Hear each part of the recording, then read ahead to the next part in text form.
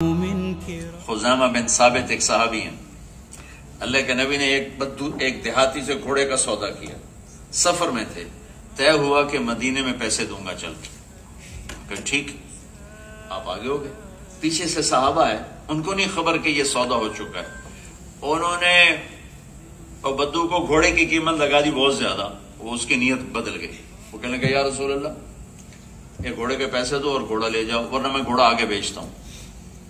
آپ نے کہا اللہ کے بندے ابھی تو تیرے ساتھ طے ہوا تھا کہ مدینے میں چل کے پیسے دوں گا، کہا نہیں مجھے نہیں پتا، ابھی پیسے دینے تو دے دیں ورنہ میں گھوڑا بیچتا ہوں۔ تو آپ نے کہا تو اپنی بات سے پھر رہا ہے، وہ کہنے لگا کوئی گواہ لائیں کہ میں نے یہ بات آپ سے کی ہے یا آپ نے مجھ سے کی ہے، تو اس وقت گواہ تو تھا کوئی نہیں، صرف آپ دونوں تھے، تو سارے لوگ بھی اکٹھے تھے، تو اتنے میں حضرت خزیمہ بولے یا رسول اللہ میں گواہی دیتا ہوں کہ آپ نے یہ بات کی ہے کہ مدینے جا کے پیسے دوں گا۔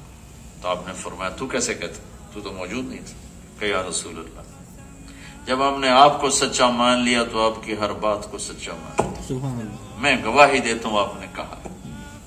تو آپ نے کہا آج کے بعد خزیمہ جس کیس میں پیش ہوگا یہ اکیلا 2 کے برابر گواہ ہوگا،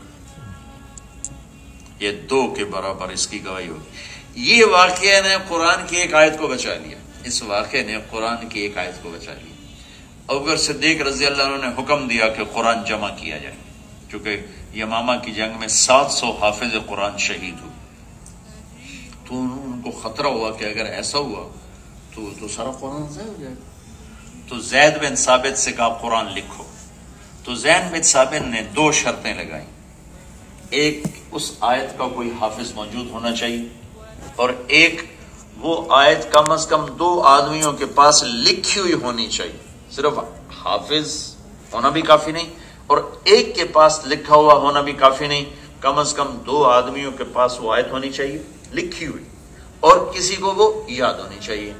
تو وہ جمع ہو گیا سارا قرآن۔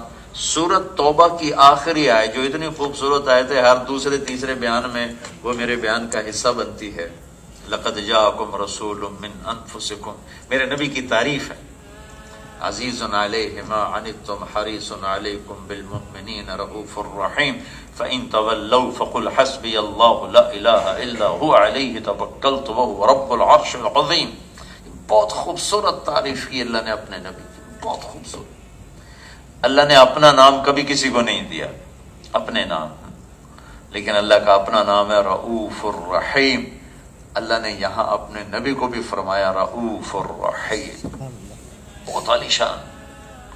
تو یہ آیت حافظ تو بہت تھے اس کے، لیکن کسی کے پاس نہیں ملی سوائے حضرت خزیمہ کی، صرف ان کے پاس تھی اور کسی کے پاس نہیں تھی۔ تو زید نے کہا میں یہ آیت نہیں لیتا۔ کہا کیوں نہیں لیتے ہو؟ کہا میں نے شرط رکھی تھی کہ 2 آدمیوں کے پاس ہوگی تو لوں گا ورنہ نہیں۔ وہ کہنے کہ مجھے جانتے ہو میں کون ہوں؟ کہاں جانتا ہوں۔ وہ بھول گیا پچھلا واقعہ، ان کو یاد نہیں، زید کو، ارے میں خزیمہ بن ثابت ہوں، میری گواہی 2 کے برابر ہے، میں 1-2 کے برابر۔ ہاں بھائی ہاں بھائی ہاں، لکھا اس کو۔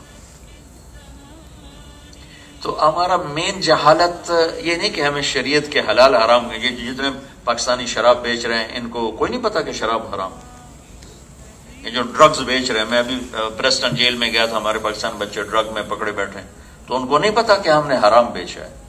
وہ جس نے حرام کیا ہے اس کو نہیں جانتے، وہ جس نے کہا حلال کماؤ اس کو نہیں جانتے، جس نے کہا جھوٹ نہ بولو اس کو نہیں جانتے، جس نے کہا سچ بولو وہ اس کو نہیں جانتے، جس نے کہا حرام کے قریب نہ جاؤ وہ اس کو نہیں جانتے۔ اگر جانتے تو پھر یہ تھوڑا کرتے،